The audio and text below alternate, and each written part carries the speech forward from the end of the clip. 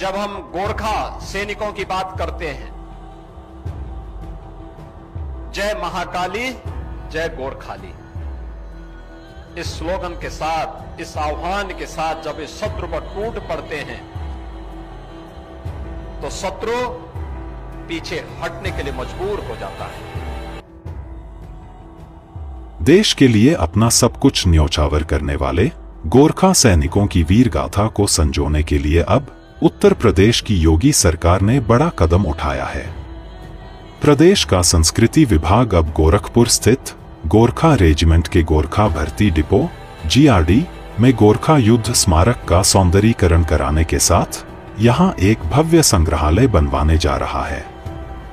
इसका शिलान्यास आज मुख्यमंत्री योगी आदित्यनाथ और chief of defence staff CDS general Anil Singh Chauhan के हाथों हुआ।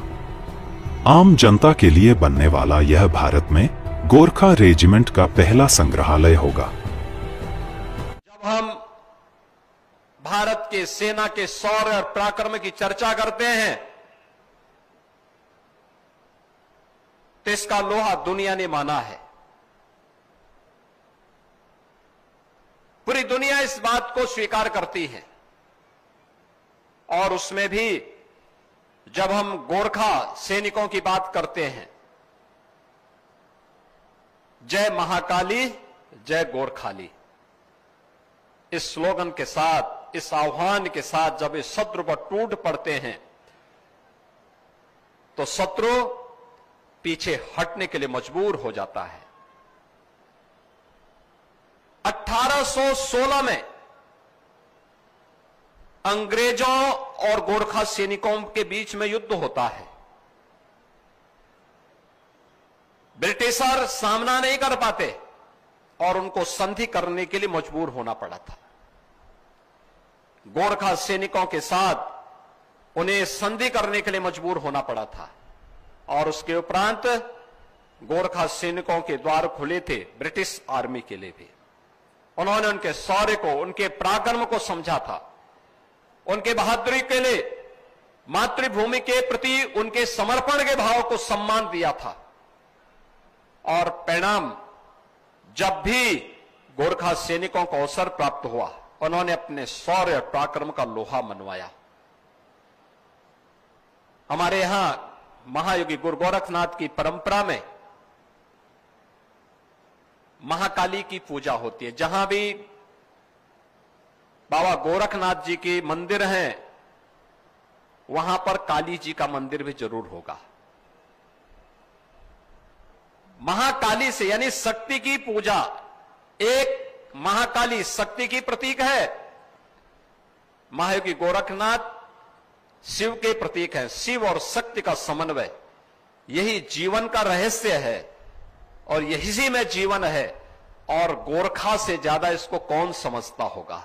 उन्होंने समझा है और इसे जीवन के इस रहस्य को मान करके कभी मौत की परवाह नहीं की, शत्रु पर टूट पड़े और जिससे भी लड़े वहां विजय श्री का वर्ण करके उन्होंने आगे बढ़कर के कार्य किया है।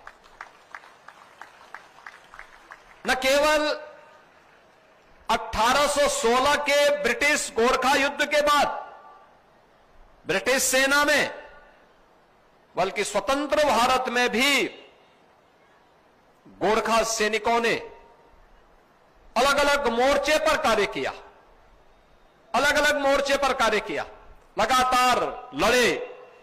जहां उन्हें लगाया गया पूरी बहादुरी के साथ उन्होंने भारत की सेना का हिस्सा बन करके गोरखा सैनिकों ने अपने शौर्य और पराक्रम का परिचय देकर के शत्रु के सामने उन्हें घुटने टेकने के लिए मजबूर करने के पराक्रम को दिखाने का कार्य किया है। और इसीलिए उन वीर सैनिकों का स्मारक एक भव्य रूप ले सके।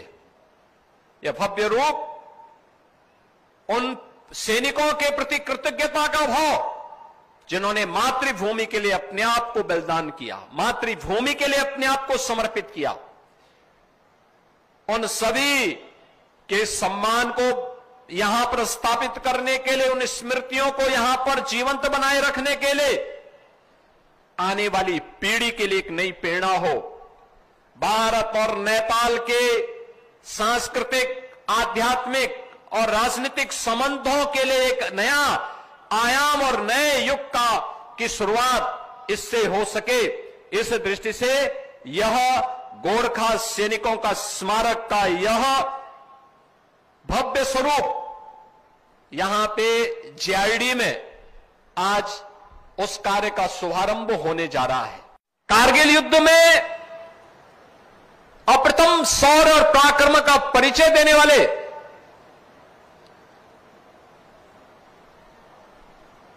कैप्टन पांडे, मनोज पांडे, इसी गोरखा ब्रिगेड की ही देन रही है।